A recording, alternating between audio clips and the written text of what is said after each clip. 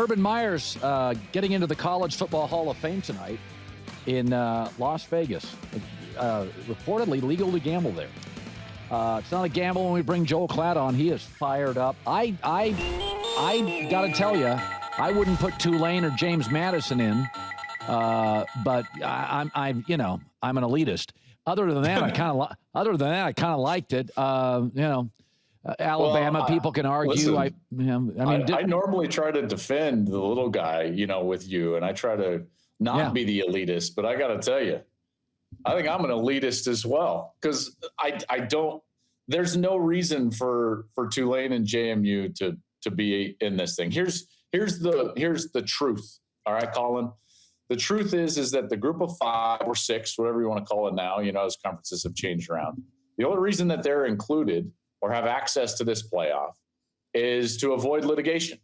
It's to avoid an antitrust lawsuit. Yep. That's the only reason that they've got access to this, is because of the over litigious nature of what's gone on in college football through the last 2 decades. Yeah. And it's not good for anybody. Listen, I think it would be better for that level of school, the mid-majors, to go play their own national championship. Sure. I think that would be amazing, like the FCS does, and allow these teams to go out there and crown a national champion. So I'm with you on that. I just don't think it doesn't serve anybody's purpose. I don't think it makes college football better. I don't think it makes the playoff better. And candidly, it doesn't help those programs to go out there and potentially get beat badly. What do you make of a Notre Dame, a little petty, little whiny? I argued earlier, they don't want to commit fully to a conference. They won't put a ring on it, but they want the benefits of marriage. And it's like, no, Miami's a 21-year member of the ACC. Miami beat you head-to-head. Miami had the full support of the ACC. The ACC has proposed to Notre Dame several times, and they won't say yes. So don't be shocked if you don't get their full support. You're not a full member. You have any different take?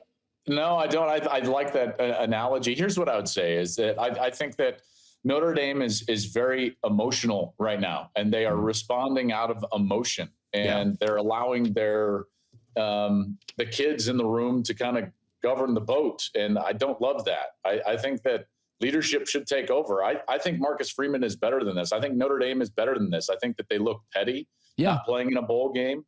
And listen, I understand that they're upset. I totally understand that, because here's the thing. Both of these things can be true. I can tell you, Colin, and believe that the committee got it right by putting Miami over Notre Dame because they played and Miami won. I can also say that I think that this structure of playoff isn't the most perfect thing I've ever seen, and that Notre Dame is probably better than half the teams in the field. That's also true. And what Notre Dame is upset at is actually the weekly rankings.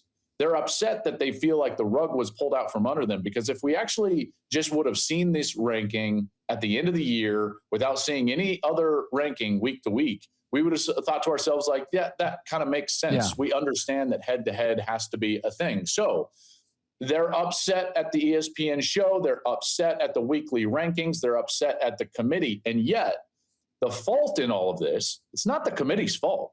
Colin, the fault is the ACC.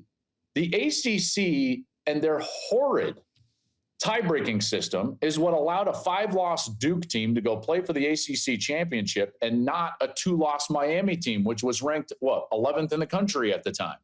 So it's a tie-breaking situation with the conference that you're supposedly in bed with, even though not married, listen, like you said. But that's the problem with this whole thing, because if Miami would have correctly been in the ACC championship game and won that game, then Notre Dame would have been in the playoff. Yeah. So the whole issue here is actually the way that the ACC breaks their ties within their standings, and the fact that I believe that there should be a single set of tie-breaking criteria that every conference uses that is standardized across college football. I was a little surprised that Indiana's defensive front bullied the Buckeyes. I thought it would be a good battle, but they kind of bullied them. Ohio State couldn't run the ball. Kurt Cignetti is just done an unbelievable job. Mendoza's obviously, he's going to go number 1 in the draft. He just separated himself between the Penn State game and the Buckeye game. As you were doing the broadcast, did you feel, this is not a knock on Indiana, did you feel, because they just beat Michigan, they're national champs, they're looking to the playoff, did you feel you got the full playbook from Ohio State, or did you think they were a tad cautious going into the game? I don't think cautious is the right word. And in fact, like, I'll just give you not even my words, but Curt Cignetti's words. During the week when we were prepping for the game and talking with the coaching staffs of each team, Curt Cignetti told us, he said, listen, I really believe these three things are going to play out on Saturday. And he said, number one, we are the more fresh team because we had a late bye. Meanwhile, Ohio State's been on the run of playing 6 straight games. So he says, we're a more fresh team than Ohio State. Number two is that we are not as distracted as Ohio State. They've got an assistant that's going to be a head coach, and Brian Hartline was going to South Florida. They had these recruiting battles on Wednesday with the National Signing Day, and he felt like his group would be more focused than Ohio State. And then lastly, he said, and we're hungrier than Ohio State. And I said, oh, interesting. In what way? And he said, because everyone's going to tell them this week how great they are for finally beating Michigan. Yeah. And our team, all they're thinking about is last year when we lost to Ohio State in the shoe. And that sticks with us a little bit. Yeah. And he said those things, and Colin, those things played out. Yep. On Saturday night. He was right. Yep. To his credit, he was right. And, I'm certain that both of those teams are going to have a lot of success in the playoff. Because I think we saw the two best teams in the sport. Yeah, I do too. I don't know if Georgia, I'll be honest, I don't know if Georgia can move the ball much on Ohio State or Indiana. I'm not sure they can. Yeah. I don't know if they can. I think the biggest revelation for the country on Saturday night was actually like, oh, wait, Indiana's defense is also elite. And like you said, they did not get blocked up front. Think about this. Dante Moore and Julian Sayin have been virtually untouched this college football season, the two quarterbacks at Oregon and Ohio State. And yet, between those two, they were sacked 11 times by Indiana this year. And if you go, like, they've been sacked like 20 times total on the year. 11 of them were Indiana. That speaks to what you were talking about being bullied up front by that defensive front seven. That defensive line is slippery. They're active. They're very good. And the secondary plays zone defense, and they disguise their coverage really well. And so what Brian Haynes will talk about, the defensive coordinator, is he just needs that quarterback to pump the ball one time.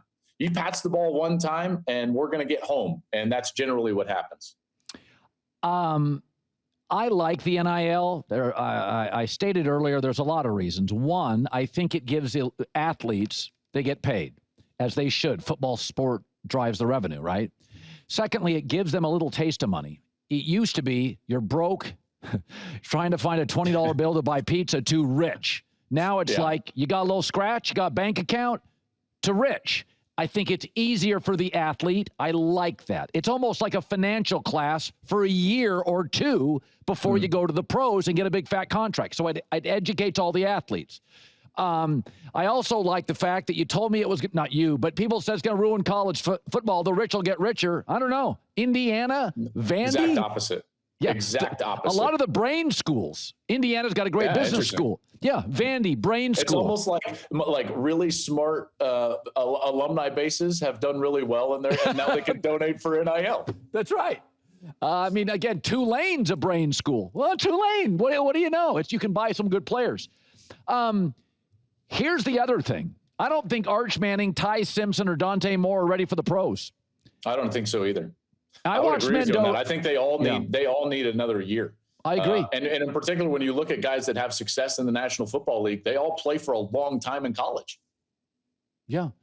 What did you make of Fernando Mendoza? Do you have a comp? Because I think he is number one pick, start day one, big, smart, grateful, humble, strong. I mean, he checks every box. Is there any, when you watched him in that, you're up close, you're on the sideline, you're in the booth. What's his comp? Because, boy, he looks like a can't miss. Oh, man.